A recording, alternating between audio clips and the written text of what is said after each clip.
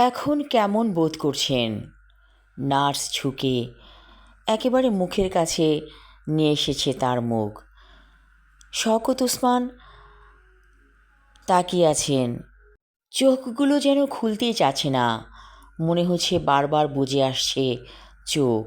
হয়তো ওনাকে কড়া ঘুমের ওষুধ খাওয়ানো হয়েছে, যার কারণে এমন মনে হচ্ছে।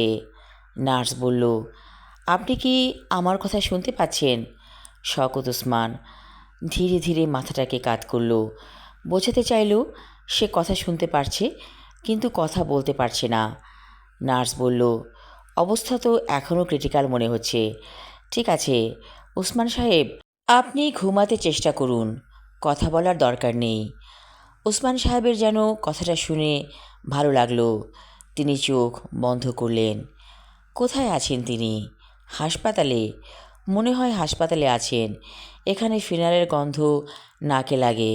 হয়তো তিনি হাসপাতালেই আছেন। কী হয়েছিল তার? মনে পড়ছে না তো। হঠাৎ করে একটু একটু করে মনে পড়তে লাগলো। তিনি হজে গিয়েছিলেন, ওমরা হজ করতে। তারপর মাথা ঘুরে পড়ে গেলেন। তাকে হাসপাতালে নেওয়া হয়েছিল। তারপর আর কিছু মনে নেই। এখন তিনি কোথায়? ঢাকায় এসেছেন নাকি? হয়তো এসেছেন, কিন্তু কোনো কিছু মনে পড়ছে না তো। শুধু কেবলই একটা দৃশ্য চোখের সামনে ভাসছে, অনেক মানুষের কাফেলা। তিনি আছেন সেখানে। তাহলে কি তিনি এখনও হজ করছেন? হয়তো তাই। তা কী করে হবে? হজ তো শেষ হয়ে গেছে। সবাই বলছিল আমরা এখন ঢাকায় চলে যাব, আমাদের হজ শেষ হয়ে গেছে। 14 দিনের প্যাকেজে এসেছিলেন তিনি ওমরা হজে। তারপর কি হয়েছিল ঠিক করে মনে করতে পারছেন না। ডাক্তার এসেছেন।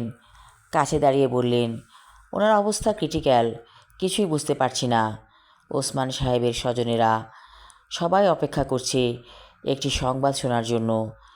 এমন সময় ভেতর থেকে তার স্ত্রীকে ডাকা হলো।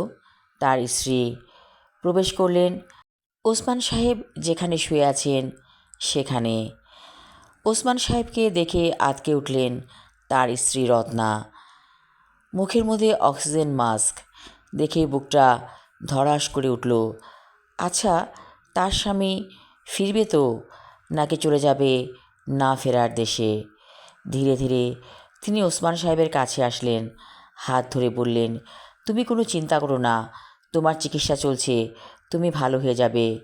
ওসমান সাহেবের ঠোঁটে মৃদু হাসি। সেই হাসি দেখে মনটা খুশিতে ভরে উঠল ওসমান সাহেবের স্ত্রী রত্নার।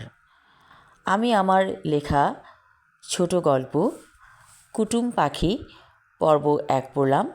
পরবর্তী অংশ থাকবে আগামী পর্বে। ধন্যবাদ।